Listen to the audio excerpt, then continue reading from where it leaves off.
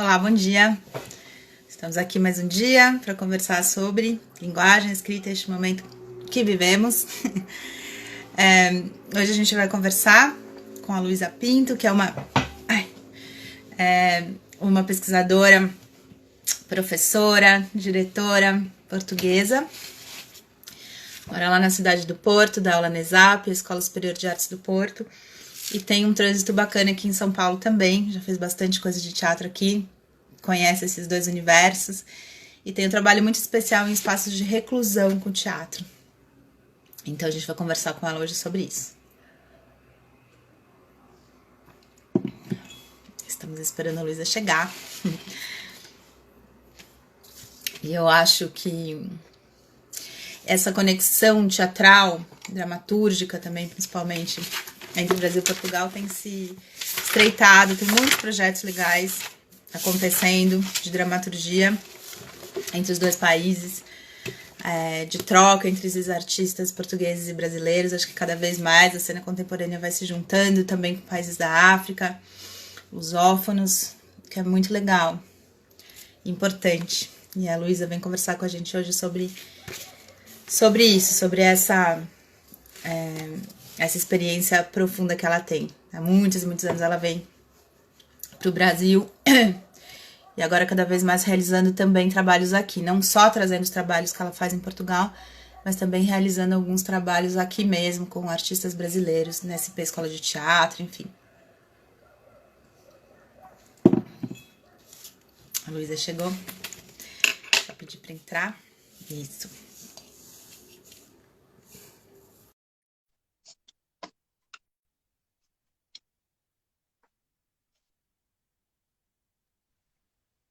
Oi, Luísa. Olá, Paula. Tudo Tudo bem? bom? Tudo Bem, bom? você? Também, obrigada. Bom te ver. Mesmo, quanto tempo. Pois é. Desde já, Bom, parabéns pelo seu trabalho, pelo seu projeto. obrigada. Bacana que você está aqui com a gente. E bom, vamos começar. Sim, Quando eu propus da gente falar um pouco sobre esse trabalho, né, nesse cruzamento aí de dois países, dois continentes, você falou para a gente focar um pouco nessa questão do seu trabalho com teatro em locais de reclusão, né? Você falou também que você tem experiência aqui no Brasil também. Eu queria que a gente começasse falando um pouco o que é esse trabalho que você tem feito em espaços de reclusão, qual a especificidade dele. Queria que a gente começasse falando um pouquinho sobre isso. ok. Esse trabalho é um trabalho que eu faço em paralelo com a minha atividade de diretora em espetáculos ditos normais. É um trabalho que eu estou a desenvolver no Centro de Estudos também, Arnaldo Araújo, onde eu sou investigadora, e já tenho vindo a investigar o teatro na prisão há 13 anos a esta parte. Inclusivamente a minha tese de doutoramento foi exatamente sobre isso. Porque ao longo da investigação fui constatando que todo o trabalho que se faz em contexto prisional, ele é sempre dentro do gueto e para o gueto. Ou seja, ele é feito dentro da prisão e para a prisão. O que significa que não existe um impacto social, ainda que exista uma ressignificação da vida dos prisioneiros, o impacto social cá fora não acontece, porque e aí eu percebi que a importância de ter que romper esses muros da prisão e de trazer os reclusos para fora do presídio. Eu própria também fiz no início espetáculos dentro da prisão e para a prisão, e foi aí que percebi que não estava a ser impactante, porque não existia esse olhar do exterior, não é? Das pessoas terem o preconceito de olhar para alguém que traz um letreiro de recluso, que dá um estigma fortíssimo, que vem com a pessoa, e que é preciso destruir, não é? Que é preciso tentar para que consigam ter uma segunda oportunidade e se reintegrarem socialmente de novo. Então, em toda a pesquisa que fiz, constatei que o Brasil foi dos primeiros países a trabalhar o teatro em contexto prisional. Começou logo ainda no início finais dos anos 60, início de 70, com o Frei Beto, a promover umas leituras na biblioteca do presídio. Depois também foi a Maria Rita Freire, que também trabalhou muito com a cadeia feminina em São Paulo. Depois a Ruth Escobar, que teve também por uns anos a trabalhar com reclusos e fez um espetáculo, muito, muito importante, que foi a Ordem do Progresso, que foi dirigido pelo Roberto Lage. Só que, entretanto, ocorreu um motim muito grande no presídio e eles terminaram com a atividade artística dentro do presídio. Mas ainda assim, é claro que o teatro do oprimido, do Boal, foi muito utilizado para este fim, para este objetivo. A própria Bárbara Santos multiplicou essas práticas e essas metodologias pelo mundo fora. Hoje há uma pessoa que escreve muito sobre isso, um colega também, diretor e professor, que aprendi a respeitar muito e tem um trabalho incrível, que é o Vicente Concílio, e que é um grande investigador nesta área, também no Brasil, e que já tive o privilégio de o conhecer pessoalmente. Portanto, há todo um imenso trabalho feito no Brasil com essa preocupação de aliar a criação artística com preocupações éticas e sociais. Há uma... Luísa, queria só te interromper um pouquinho e perguntar, a gente voltar um pouquinho aí no começo, daí você continua. Qual a importância? Por que que você resolveu se debruçar nesse assunto, né? Você é uma pessoa que tem uma carreira super bacana como diretora, já, enfim, foi diretora de teatro, né? Trabalha com festivais aí, que junta pessoas do mundo todo, enfim, tem uma carreira super bacana. Por que que no seu doutorado você resolveu, então, não sei se foi só no seu doutorado um pouco antes, trabalhar especificamente com esse tema, que é um tema denso, né, um tema complexo, e por quê, e qual a importância desse trabalho, do teatro dentro de locais de reclusão? Olha, primeiro porque o meu trabalho, a minha linha de atuação prende-se com duas questões fundamentais: na escolha dos textos, na escolha das dramaturgias, que é o que tem a ver com o que estamos a falar aqui. Na linguagem teatral eu tenho duas premissas. A primeira é que eu levo à cena basicamente textos escritos em português, portanto de língua portuguesa, dos países todos, de Angola, Moçambique, Brasil, ou seja, de língua portuguesa. Leva à cena textos de novas dramaturgias, ou seja, gosto de levar à cena textos que nunca foram testados em palco, e isso é porque acho que o teatro tem essa função e pode também ajudar a divulgar as novas dramaturgias, e se eu, enquanto diretora, puder divulgar o seu trabalho enquanto dramaturga e dar a conhecer novos textos, novas dramaturgias, eu apostei nisso. E a outra preocupação é aliar as questões artísticas com as questões sociais, ou numa esperança de uma mudança social. Ainda que não seja uma companhia direcionada para questões sociais, no fundo é aproveitar aquilo que eu faço, não é, enquanto diretora teatral, e os textos que trabalho e os territórios onde trabalho sejam numa perspectiva de uma mudança social. Então eu dei-me conta de que o teatro na prisão tem vindo a ser muito explorado, muito trabalhado, mas sem impacto, porque ele não sai de lá. E então, quando me aproximei da tese, de iniciar a minha tese de doutoramento, apesar que o trabalho começou muito antes, eu tentei romper até com alguma legislação, não é? É óbvio que tive o governo a acreditar no projeto, acima de tudo, o Ministério da Justiça, que acreditou no projeto, que foi retirar os prisioneiros da prisão e apresentar um espetáculo, a primeira vez fora da prisão, que foi no Teatro Municipal de Matosinhos. Os prisioneiros saíam todos os dias para ensaios, como se fosse uma equipa profissional, trabalhavam todo dia e regressavam à noite à prisão. E ele foi apresentado, esse espetáculo, um texto que foi escrito propositadamente para essa peça, a primeira vez, que foi o Jorge Louraço, que escreveu esse texto para esse primeiro projeto fora da prisão.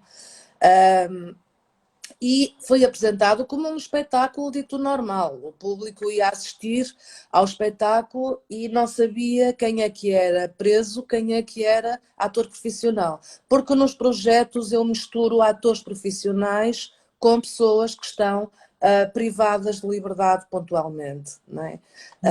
Mas peraí, agora me explica um pouquinho melhor como é que foi isso, assim. Então, dentro do seu projeto de doutorado, uma das atividades era realizar essa peça, é isso? Aí você chamou o Jorge para fazer o texto. Jorge Louraço foi para o meu mestrado. Foi para o meu Para o mestrado. mestrado. Então, desde o mestrado você estuda isso. Teve um mestrado para tudo isso. Quando fiz o doutorado, aí eu quis ir mais longe e então foi tentar quebrar outra barreira, que foi trabalhar com dois presídios. O presídio de mulheres e o presídio de homens e Você misturar misturou os dois?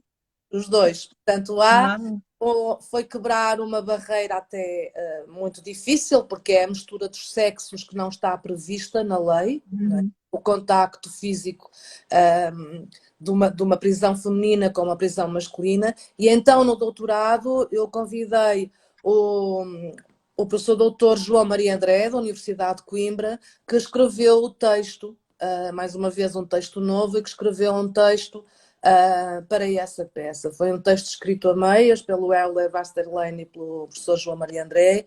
Nós, mais uma vez, foi num teatro no Porto, e eles saíam, as mulheres, os homens, e juntavam-se a mais 4 atores profissionais e 2 músicos profissionais que acompanhavam toda a narrativa, tocando, toda a atmosfera sonora era tocada ao vivo. E foi um processo rigorosamente igual a qualquer outro espetáculo. Uhum. Mas me conta esse primeiro, como é que foi? Isso, em qual cidade? Foi em Matosinhos, né? Você falou o primeiro, A primeira do com seu mestrado.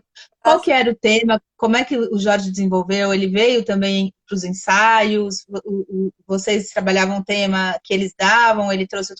Fala um pouquinho dessa questão do texto e de como é que foi, acho que impacto, como é que você aferiu esse impacto na vida dos presos e esse impacto social que você falou que quando o teatro fica para os próprios presidentes da prisão, ele não tem esse impacto social, né? Como é que você viu esse impacto nesse primeiro momento e no segundo aí no doutorado?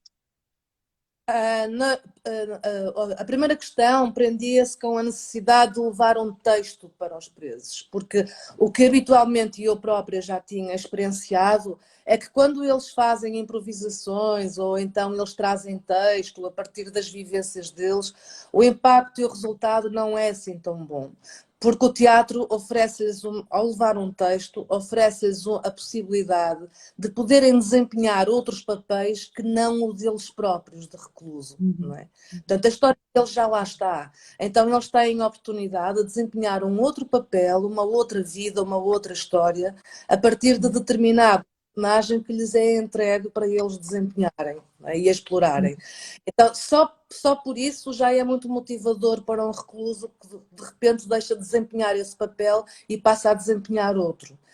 E Uhum. por isso eu peço sempre textos para trabalharem e não me interessam as histórias deles, nem as vivências Uhum. deles, nem quero fazer terapia ou teatro Uhum. terapia, nem pouco mais ou menos. Quero fazer arte. Pronto. Uhum. E Uhum. então isso foi muito impactante. O início foi, nós fazíamos os primeiros ensaios, primeiramente na prisão masculina, e o Jorge Louraço e os outros atores profissionais íamos todos para a prisão masculina fazer ensaios com eles. Depois, no outro dia da semana, íamos para a prisão feminina, repetíamos o mesmo trabalho com elas, e então o primeiro mês e meio de trabalho foi assim: nós é que nos deslocávamos à prisão. Ficávamos tão presos quanto eles, porque éramos vigiados, deixávamos o celular na entrada, éramos revistados, tínhamos um tempo muito restrito de trabalho, com as guardas a interromperem os ensaios, muito ruído, as campainhas tocando para chamar determinado recluso, e portanto foi assim uma gestão complicada.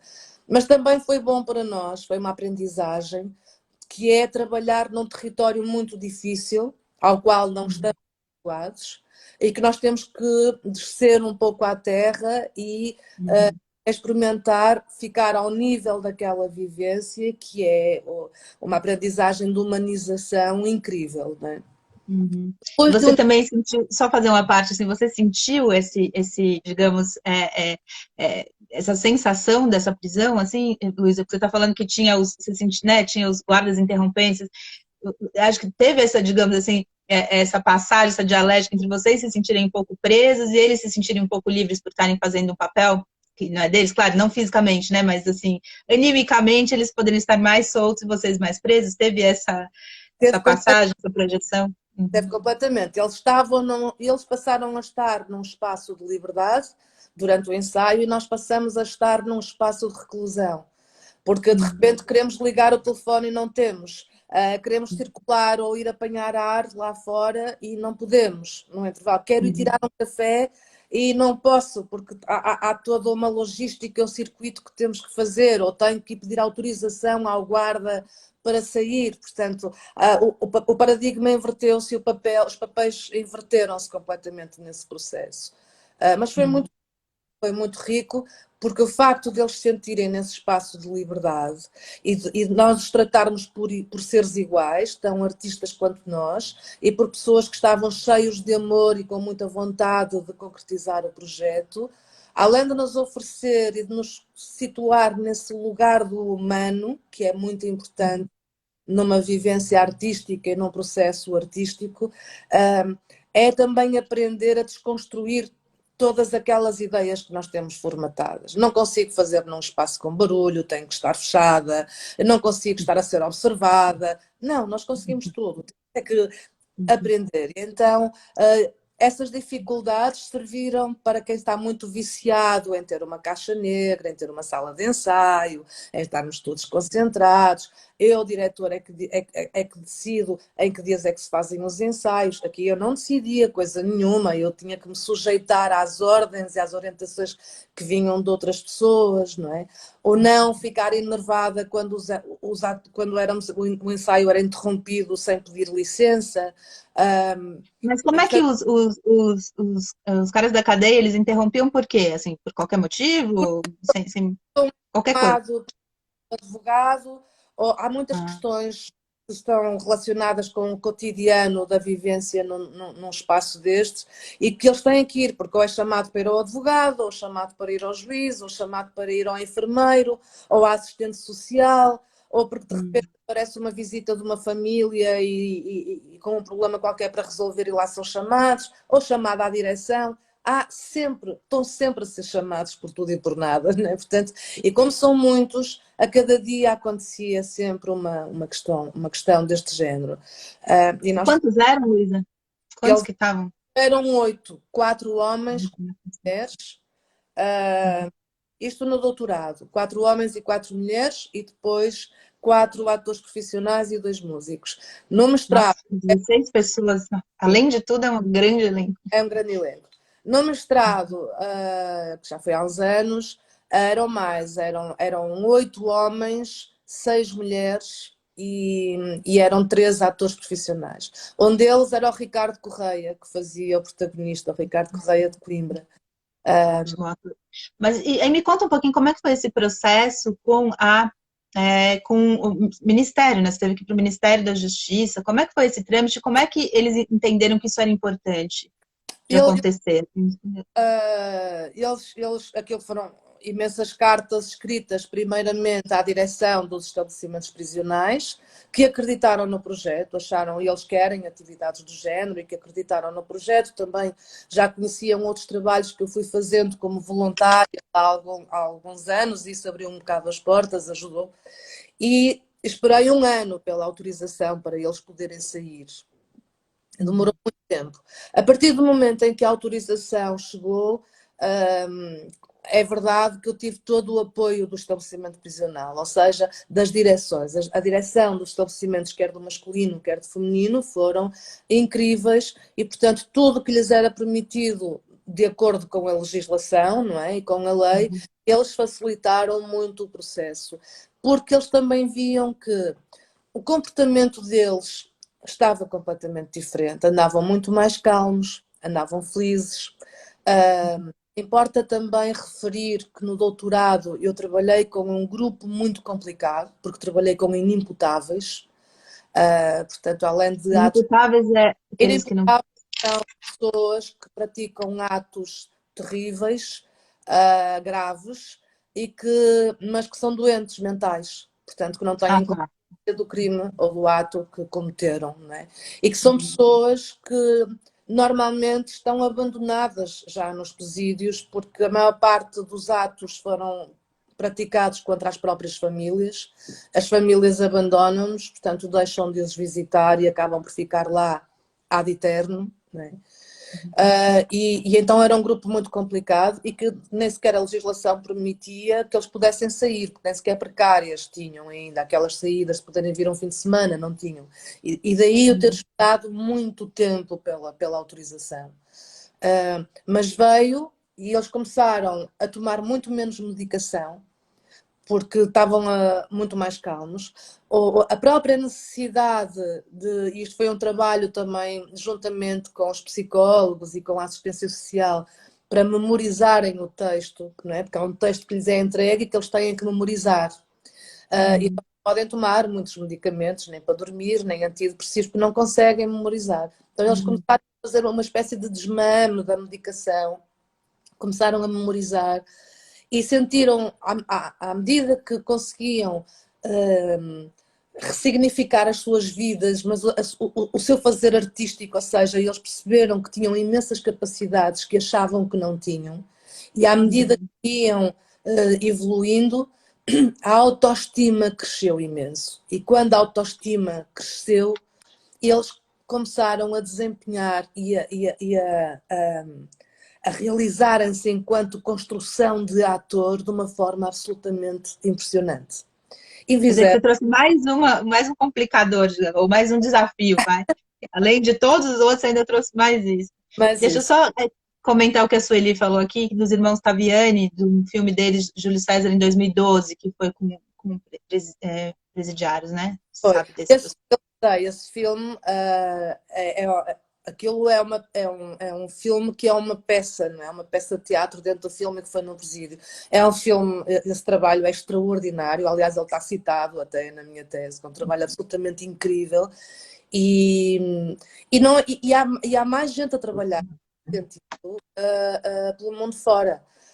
Mas também, por exemplo, importa dizer que em São Paulo, aqui em Portugal, eu acho que fui a primeira a trazer os reclusos cá para fora, mas em São Paulo, muito antes de mim, o Paulo Heritage fez um trabalho no âmbito da FUNAP, aí em São Paulo, que retirou também os reclusos do presídio e apresentou o espetáculo na Funarte. E, portanto, isto já há muito tempo que fizeram esse trabalho aí incrível. A única diferença é que não estava misturada com atores profissionais, mas fizeram esse trabalho. Assim como uma senhora que se chama Valéria Di Petro, que trabalhava na Casa Fé Bem, que é a Fundação Casa, aí de São Paulo, e que também fez um espetáculo que foi apresentado no Memorial da América Latina, em São Paulo, onde ela conseguiu, que era o Don Quixote, e o rapaz, na altura, que estava na casa, na Fundação Casa, que participou nesse espetáculo, que era o Peter Santos Xavier, recuperou-se de tal forma que hoje é o diretor de uma instituição que se chama Religar, onde ele agora multiplica e acolhe ex-detentos e que os ajuda, e que é uma fundação incrível e um trabalho incrível que está a ser feito aí há uns anos. Agora, com o estado do país, não sei como é que está, mas há uns anos ele fazia um trabalho incrível aí também. Né? Bacana. E aí me fala um pouco, você falou que você viu, né, que esse trabalho que era feito dentro do presídio tinha impacto local, mas não tinha esse impacto social, né? Trazendo eles para fora, Luísa, como é que foi, né? Você falou que as pessoas sabiam do projeto, mas não sabiam quem era ator, quem era preso. Como é que se deu esse impacto, tanto socialmente quanto para eles mesmos e dentro do presídio? Como é que você aferiu isso? Como é que... Eu aferi isso das duas vezes, quer no mestrado, quer no doutorado, ainda que no doutorado foi mais pormenorizado, obviamente. As folhas de sala tinham os nomes dos atores todos seguidos, portanto, não se sabia quem é que era o profissional e quem é que era o Folha de sala é o programa que a gente fala, né? O programa. programa. Portanto, com os nomes todos seguidos. E depois era entregue à entrada do espetáculo, entregávamos um inquérito de satisfação para que as pessoas pudessem escrever o que quisessem, não é? Sobre o espetáculo, desde a faixa etária, o nível de formação das pessoas, para colocarem, porque é que vieram ver, e depois a avaliação. Se quisessem identificar-se, identificavam-se, se não quisesse era anónimo. E depois fazia toda uma recolha de dados, não é? Fazíamos a recolha dos inquéritos e fazíamos a recolha da amostra, porque precisávamos de saber, não importa as pessoas dizerem, ai que bonito, mas nós temos que ter a certeza que a coisa funciona. O que é certo é que ele teve, além dessa recolha, dos inquéritos todos que eram entregues sempre antes do início do espetáculo, e as pessoas, o público, depositava esses inquéritos já preenchidos no final do espetáculo, os diretores dos estabelecimentos prisionais e do próprio Ministério da Justiça que foram assistir no dia da estreia, acreditaram tanto e ficaram tão orgulhosos do trabalho realizado dos seus utentes, não é? lá da prisão, que convidaram-me logo para uma conferência no âmbito das educações, da reeducação do recluso nas prisões, um congresso internacional que ocorreu logo 3 meses depois, organizado por eles, e convidaram para ir lá mostrar o projeto e falar do impacto do projeto. E assinaram um protocolo com a minha companhia de atividade permanente, regular. Ou seja, eu agora consigo já fazer as intervenções lá sem ter que esperar meses por uma autorização, o que já é muito.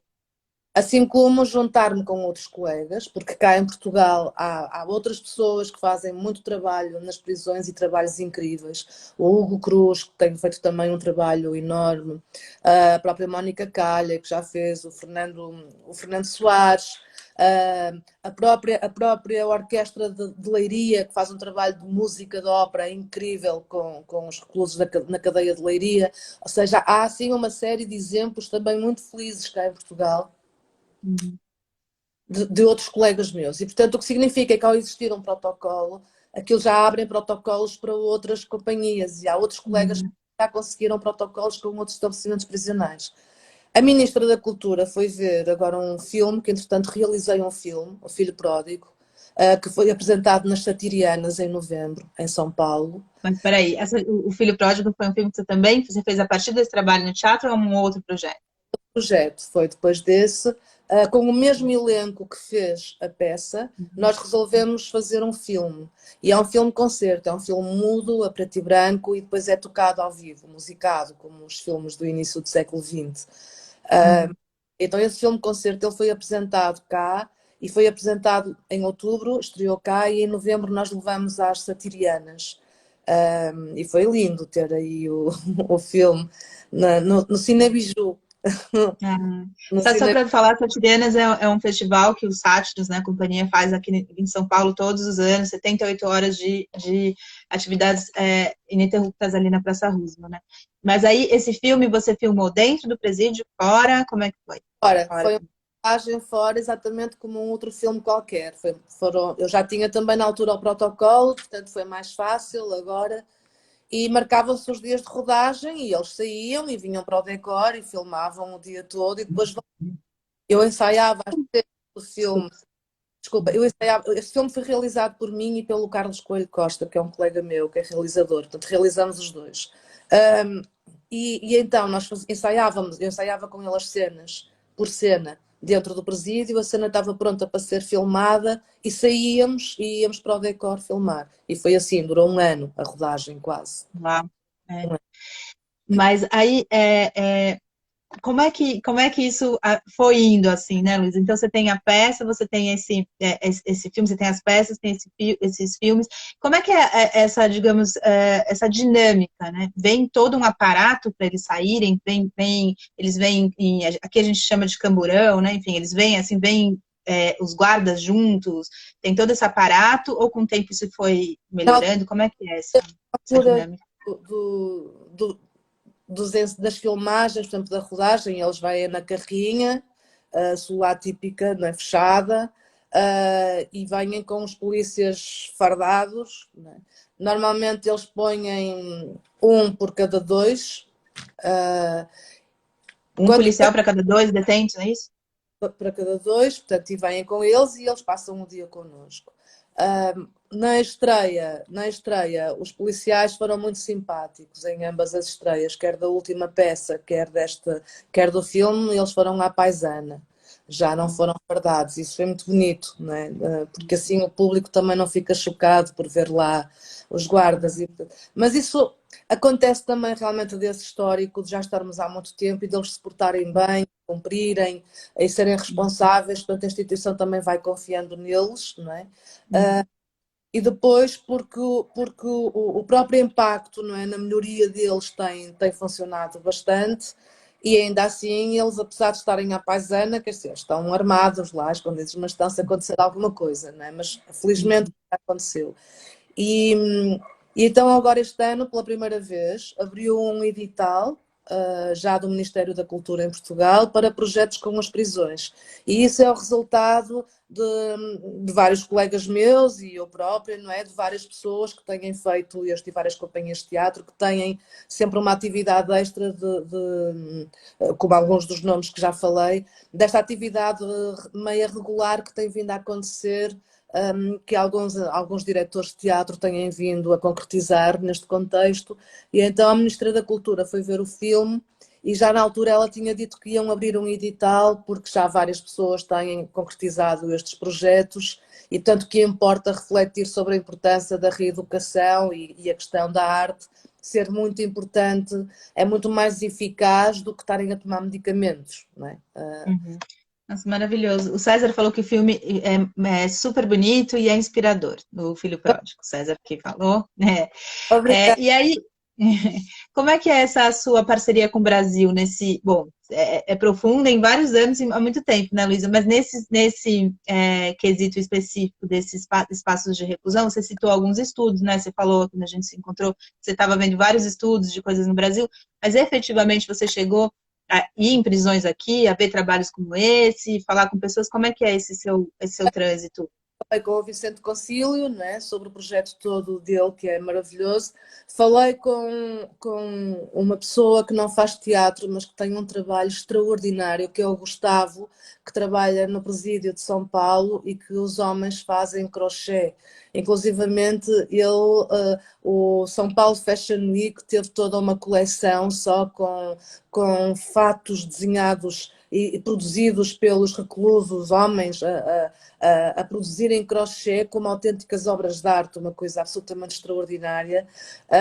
Com o Giostri também falei com ele, entrevistei também a Valéria e depois só visitei, convidaram-me a FUNAP, convidou-me para um congresso também sobre as várias atividades dos presídios do Brasil e eu tive aí, não foi um congresso, foi um colóquio, eu estive aí nesse colóquio onde consegui, além de visitar o presídio de São Paulo nessa altura, consegui falar com imensos criadores que implementam projetos destes pelo Brasil fora e há pessoas incríveis, com projetos incríveis, não é? Mas o Brasil Mas na você chegou aí em presídio aqui também?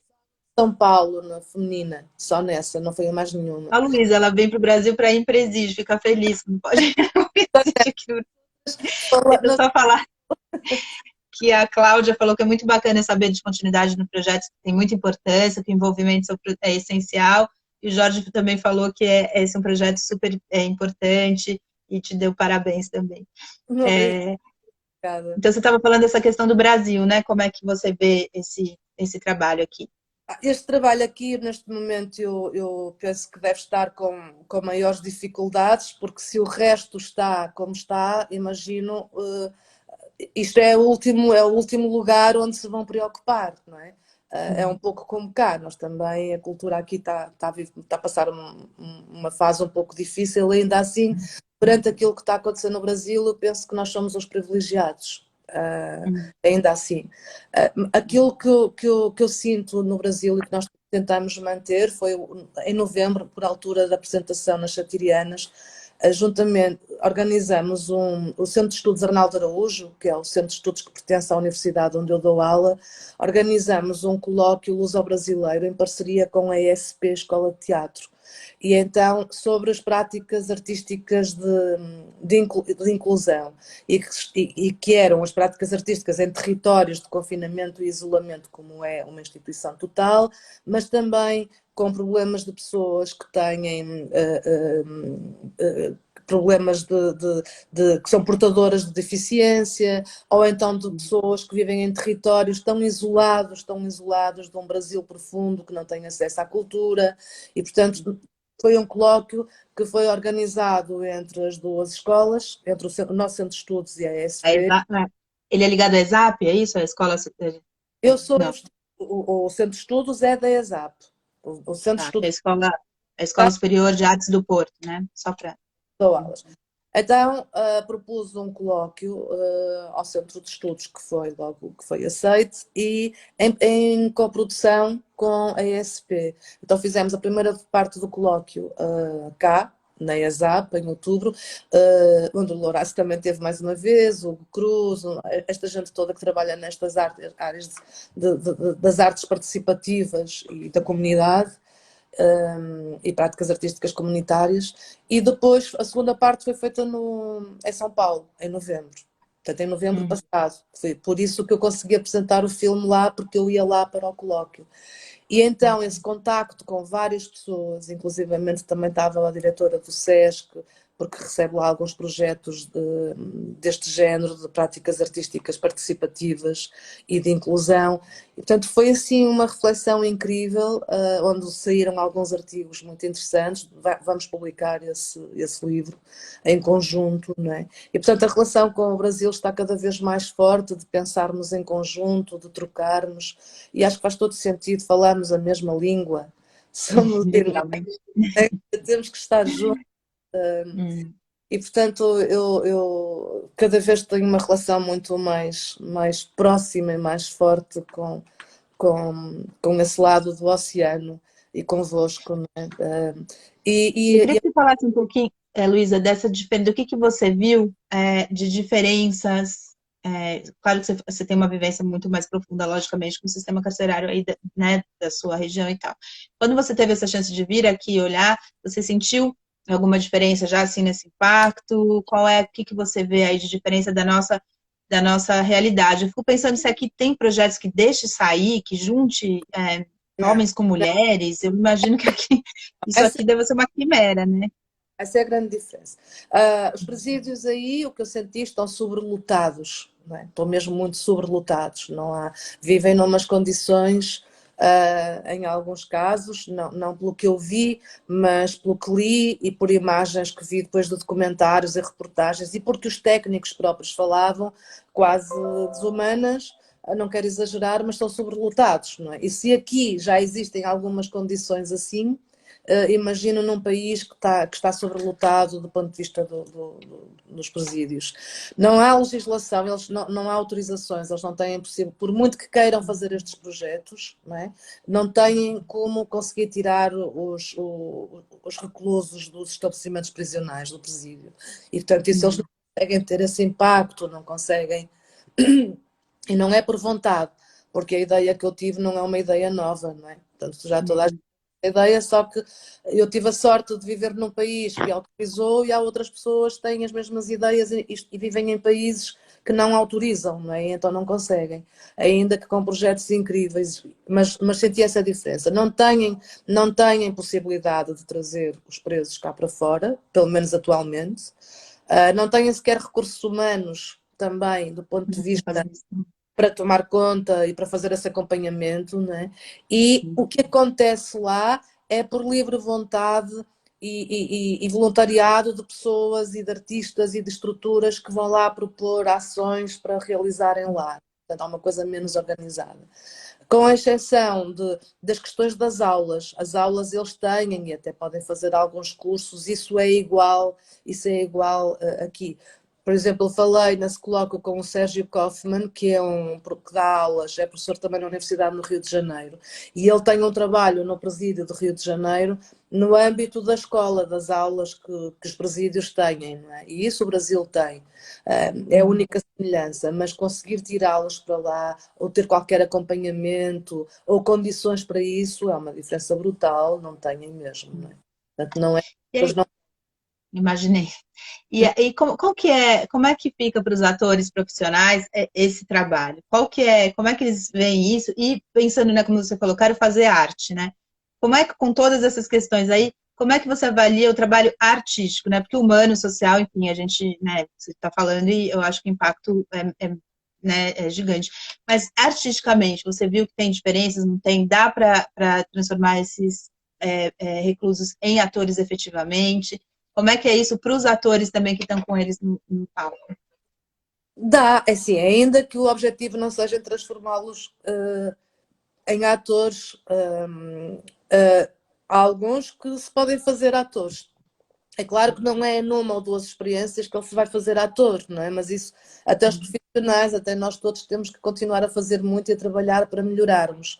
O que é interessante é que, como não, não são projetos que partem de improvisações ou de resolver, ou até mesmo, por exemplo, do teatro do oprimido, a partir de jogos, isso, ou seja, são projetos que têm um objetivo de um objeto artístico final.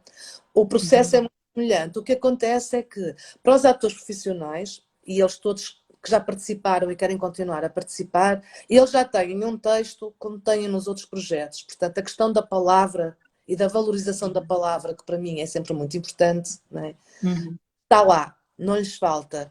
E depois há toda uma aprendizagem muito bonita, que é onde fica esse lugar do humano, que é os atores têm que se esquecer um pouco da técnica e tornar-se Uhum. espontâneos e humanos, não é? Uhum. Para que não assustem os outros. E os outros, como não têm técnica nenhuma, aquela espontaneidade deles e aquela genuinidade deles oferece aos profissionais essas duas características que às vezes nós nos esquecemos, porque estamos Uhum. demasiado preocupados com a voz, com o colocar bem, com o projetar muito bem, em soletrar muito bem as palavras, muito boa dicção, não é? Muita técnica, e às vezes tornamos quase frios, quase uma máquina de representar. E o lado do coração, o lado do afeto e dessa espontaneidade, às vezes esquecemos. Então, os presos ajudam-nos a recuperar esse lado e eles aprendem a técnica que os atores levam para lá, né? Portanto, então, esse cruzamento é sempre muito interessante e no final, os atores acabam por ser atores e pedagogos também, não é? Porque eles próprios estão a ensinar e como os coloco a contracenar com eles, não sou só eu que ensino, sou eu Uhum. e todos os atores, ou seja, todos os atores que estão comigo, que estão a ensinar, que estão a trabalhar com eles e que estão a ajudar. Portanto, há assim um trabalho muito de coletivo e de muita troca e mesmo nós aprendemos com eles essas questões, que às vezes não O se Jorge pensa. está dizendo, Vieira, tudo isso é um grande passo para a inclusão social, né, de todos. É, E o que eu achei bonito de você dizer é que os presos ajudam os atores e vocês a lidar com a humanidade, né? E quando a gente pensa em presos no sistema prisional, é como se lá não fossem humanos, né? Fossem pessoas que, né? E trazer eles trazerem a humanidade para vocês é algo muito bonito. A Cláudia falou que aqui no Brasil o panorama de um projeto desses é inimaginável, né? A distância da arte e do humanismo aqui é um retrocesso diário, ainda mais, enfim, nesse momento que a gente está passando, né? É bem, bem triste. imagino Mas é mesmo. isso também que você falou, né? Tem todo aí tem toda um jeito de se fazer isso. A gente já tem um histórico, né, Luísa? Tem muito texto, tem muita gente que trabalha dentro, as coisas do Boal, por exemplo, até os presos na época da ditadura, né? Que tinha um trabalho grande de teatro nos presídios. E aí tinha os presos normais, que não eram presos políticos, que acabaram também ganhando essa possibilidade de trabalhar com isso, né? Tem até filmes sobre isso.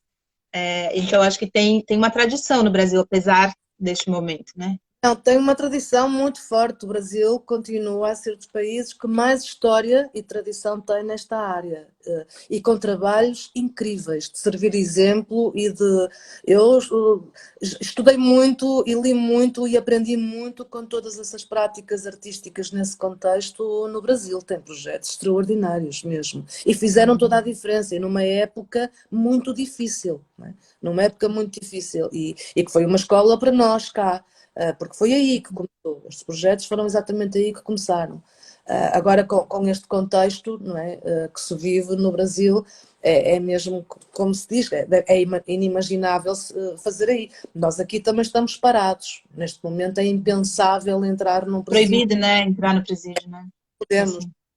consigo lá e nem sabemos quando é que vamos voltar, não é? No estado em que estamos a viver neste momento, por conta da Covid-19, mas não, é muito difícil, ainda assim vamos tentando. Agora, o que eu acho que estes projetos que vão com textos e que várias pessoas de cá trabalham com textos, é que para os próprios dramaturgos, para os escritores, é também uma experiência muito rica, porque não vão escrever sobre a vida deles, mas vão escrever de uma forma que seja inteligível para ambas as partes, sem perder o interesse. E então, o que as pessoas que escrevem para este contexto, os dramaturgos que escrevem, de repente descobrem um novo ritmo de escrita, umas novas histórias, uma nova forma de fazer. A dramaturgia muito, muito interessante, mesmo para os dramaturgos. Têm eles dito, quer dos meus trabalhos, quer de trabalhos de outros colegas meus que fazem este tipo de projetos. Imagina. Você falou que quando eles foram ver as peças, vocês deram uns questionários para as pessoas falarem um pouco como foi essa experiência. Qual foi esse retorno que vocês tiveram da experiência dessas pessoas? O retorno que nós tivemos foi muito emotivo, porque não havia dia que não chorássemos, nós chorávamos todo dia com as coisas lindas que as pessoas escreviam sobre aquilo, porque além do público, aconteceu outra coisa extraordinária, que foi de repente, como eles estão em cena e estão em cartaz, eles podem ter as visitas da família, dos amigos que quiserem, porque eles podem ir ver os espetáculos todos os dias, não é? Se quiserem ir ver o espetáculo, compram um bilhete e vão ver o espetáculo. Então, essa aproximação às famílias, aos amigos e esse contacto com o público numa perspectiva completamente diferente, que é, ele deixa de, quando se apresenta socialmente perante o outro, ele deixa de se apresentar com características desprezíveis, não é? Porque as pessoas têm esses preconceitos, e passa a apresentar-se com características admiráveis, não é? O público aplaudiu, o público admirou, teve num ato de contemplação, de admiração. Então, esse contacto com o público, apresentando-se socialmente, não é? Depois de ter sido aplaudido no final do espetáculo, e de conversar, e discutir artisticamente esta questão, mas a aproximação às famílias de uma forma constante, sem esperar pela hora da visita, uma vez por semana, num contexto de liberdade, não é? No teatro, no foyer do teatro, o público assistia, não é? O próprio público ia observando essas questões no final, e então o que escreviam era muito forte, não é? Foi muito bonito, escreviam coisas maravilhosas, o que nos dava muita força para continuarmos e pensarmos, olha, este é o caminho, e temos que tentar mais, e agora se calhar, e juntar mais grupos e mais pessoas, porque quanto mais nos juntarmos, nós artistas nesta área, tanto melhor, não é? Se escreverem música, dramaturgos, encenadores, cenógrafos, por aí fora, não é? Músicos, melhor. E como é que foi isso para esses presos que estavam... Eu não sei também como é que fala, se tem palavras, né? Não sei se é preso, se tem um jeito, um termo certo. Pode falar preso. Pode falar preso ou Pode recluso. falar. É, Tá. pode. Então, os presos, eles, como é que isso impactou para eles? Além, lógico, de toda essa experiência de poder ver a família, como é que primeiro você selecionava esses presos? Eles eram selecionados por vocês? Eles vinham, eles mesmos tentavam vir? Como é que dá esse processo de seleção, né? Porque são muitos, mas são muito poucos perto do que tem dentro de um presídio. E depois disso, como é que foi para eles? Como é que isso impactou no dia a dia? E a Sueli está perguntando quanto tempo ficou em cartaz. Olha, ficou uma semana em cartaz, foi de terça a domingo.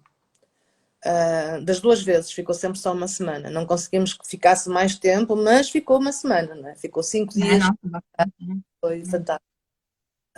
Agora, o que. Mas ainda assim eles saíram para ensaio de imprensa, porque tivemos ensaio de imprensa, ensaios gerais, 3 ensaios presenciais de adaptação ao espaço, no teatro, mais o ensaio de imprensa, mais o ensaio geral e depois a estreia. Ou seja, esses 5 dias, mais os 4 anteriores de preparação, foram quase 2 semanas, não é? Que eles vinham para fora. Primeiro, é a instituição que seleciona um grupo grande de homens e mulheres. São eles que selecionam os que acham que estão mais capacitados e os que têm mais vontade de fazer uma coisa dessas. E dessa seleção grande, eu faço um casting. Eu sei Nossa, que difícil, Luiz. que é duro, é duríssimo. porque eu estou a excluir quem já está excluído, Nossa. mas eu acho que tenho que os tratar por iguais, porque há alturas em que eu também faço casting a atores e eu tenho que tratar por igual. Eles não são coitadinhos, querem ir à luta, têm que. Porque Isso aí. se eu, eu explicava isso, não posso estar, eu não estou a fazer assistência social. Então, se eu estiver a fazer assistência social, eu trabalho com todos, mas eu não estou a fazer assistência social, não é? Isto é um projeto artístico que tem essas preocupações, que é uma coisa diferente. Então fazia casting e no casting eles ficavam os que foram escolhidos. Eu sei que é duro, mas não dá para estar a fazer com todos, nem pensar. E também não queria escolher aleatoriamente, queria que eles fossem a uma prova, explicando que eles não ficam nesta, mas podem ficar na próxima, e se entusiasmarem podem ficar na outra. E nós cá fazemos também isso, não é? A maior parte dos atores vão a casting para fazer novela ou para fazer um filme e nem sempre ficam. Portanto, tem que haver um Deixa eu tratamento. só, né, eu vou colocar já a questão do Wagner, que eu acho que tem a ver com isso que você vai falar agora, que é como é que é. Eu te perguntei qual foi a repercussão na vida desses presos, né? E dentro do presídio, o Wagner está perguntando também como é que é o impacto de deles fazerem isso, né? Ficarem todo esse tempo nesse auê, digamos, para poder sair, né? E depois ter que voltar para a realidade da cadeia sem poder sair. Como é que é isso? Olha, quando eles, claro que eles vivem assim meses neste espaço de liberdade muito bom para eles. E o último dia do espetáculo é terrível, não é? Porque é o regresso àquela realidade. E é duro para eles, é duro para nós, é mesmo muito duro. Aquilo que eu faço, exatamente porque trabalhei tanto esse lugar do humano e aprendi tanto com eles, eu continuo a visitá-los todas as semanas, normalmente à quinta-feira, porque é o dia que eu dou menos aulas, porque nós não os podemos abandonar, tipo, agora acabou e não é nada, porque então eles vão regredir e não os podemos tratar como cobaias de experimentação. Não é? Há que ter cuidado. E então eu continuo a visitá-los. Agora não estou a visitar porque com a pandemia estamos proibidos, não podemos ir lá, não é?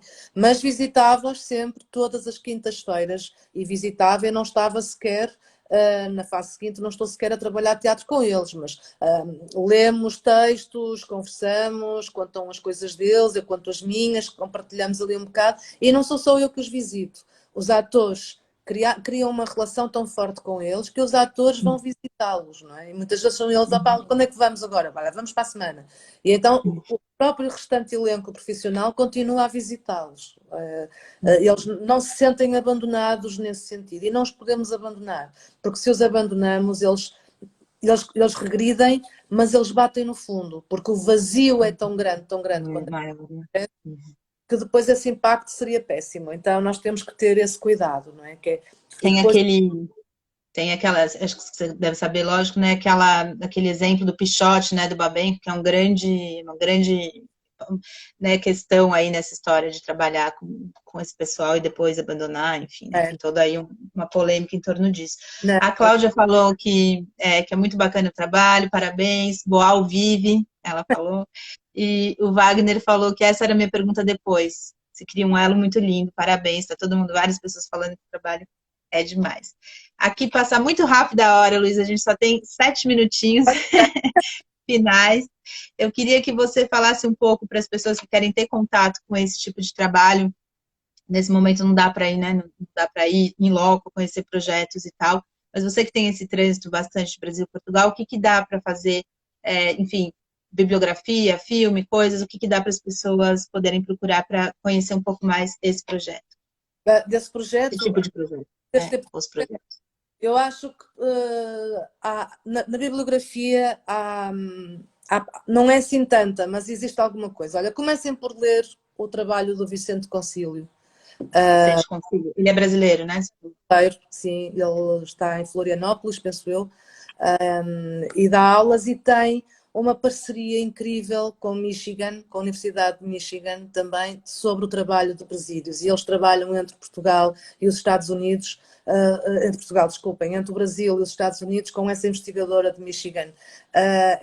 Aí no Brasil é onde vocês podem mesmo pesquisar bastante. Mas depois têm, eu depois até não tenho aqui, não estava preparada. Podia-vos enviar uma bibliografia que podiam procurar Ah, para depois você pode me. Depois você passa, eu coloco na. É, eu coloco depois. a bibliografia. Para quem não viu o filme César Deve Morrer, dos irmãos Taviani, acho que tem mesmo que o ver.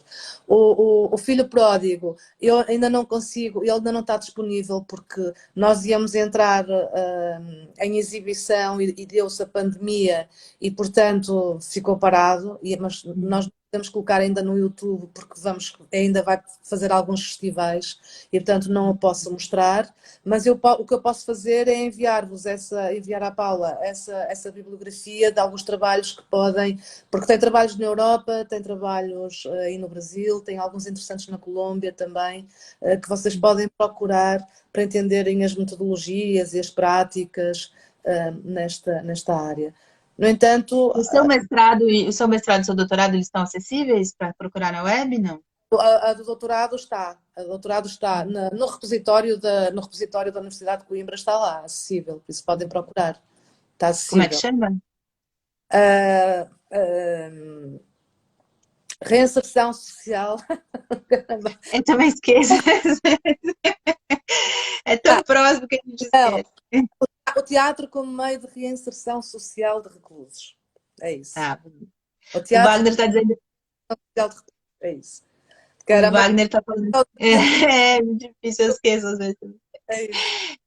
Ele É, falou que gostaria de conhecê-lo enquanto ele está na Europa, ele está na Espanha. Mas acho que agora não dá muito esse trânsito aí, né? já abriram as fronteiras entre Espanha e Portugal, já abriram. Eu também gostava de conhecer, já abriram. Não sei se ele consegue vir aqui, porque está aqui ao lado mesmo vizinho. E aí você pega o contato e ele é Sim, músico também. É. consegui E me aí, é, nesses últimos minutinhos, temos 4 minutinhos, Luísa, rapidinho. Qual é a importância de um trabalho como esse? Como é que isso impacta em você? O que que você acha que nesse momento que a gente está vivendo tão complicado, assim, como é que você acha dessa importância da gente ter esse tipo de trabalho, que tantas vezes é, né, deixado de lado aí, principalmente no Brasil? Olha, eu acho que este trabalho, que eu acho que é muito importante, este trabalho não salva ninguém, não salva ninguém, mas transforma, né? Mas transforma. E como transforma, eu acho que é importante porque nos obriga a refletir, obriga-nos de repente, a posicionar-nos num lugar que nem sempre estamos preocupados, porque todos nós andamos sempre numa luta desenfreada pela sobrevivência, não é?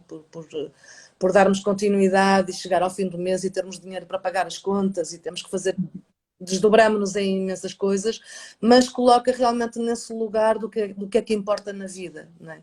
E esse lugar, eu acho que é o facto de nos transformar e de nos tornar um pouco mais lúcidos e mais humanos, quando vivemos uma situação como estamos a viver neste momento, conseguimos talvez. Não é sobreviver melhor, é lidar melhor e conseguir perspectivar outras possibilidades, não é? Perspectivar outras possibilidades, porque nós, pelo facto de fazermos esse treino, não é? Desse lugar do humano, desse lugar de uma tentativa de transformação de mentalidades, de uma transformação social a partir da arte que nós fazemos, quando levamos com um impacto destes assim, que não sabemos o que é que vai ser das nossas vidas, pelo menos mantém-nos uma lucidez de perspectivar outras possibilidades, outros cruzamentos, intercâmbios por aí fora. Eu acho que. E coragem para lutarmos e não nos rendermos. Também nos. Muito lindo, viu? Parabéns. Eu sabia por alto, né, do seu trabalho e muito bonito. Além de todo o resto que a Luísa faz, ela tem uma companhia, digamos, normal, né? Normal é horrível, mas agora também não veio outro termo melhor, mais comum, digamos. Tem trabalho como professora, está sempre fazendo coisas, muito bacana. Trabalho com dramaturgos brasileiros também. Então, é uma artista inquieta. Obrigada, viu? Obrigada, Muito bom. obrigada, Parabéns. obrigada. Obrigada a todo mundo que veio. Amanhã estou aqui de novo às 11 da manhã. O Jorge Vieira, meu aplauso por tão bela conversa. Obrigada, Jorge. Obrigada por você ter vindo. Tchau, Luísa. Até mais. Até mais, obrigada. Obrigada a você. Tchau, gente. Tchau.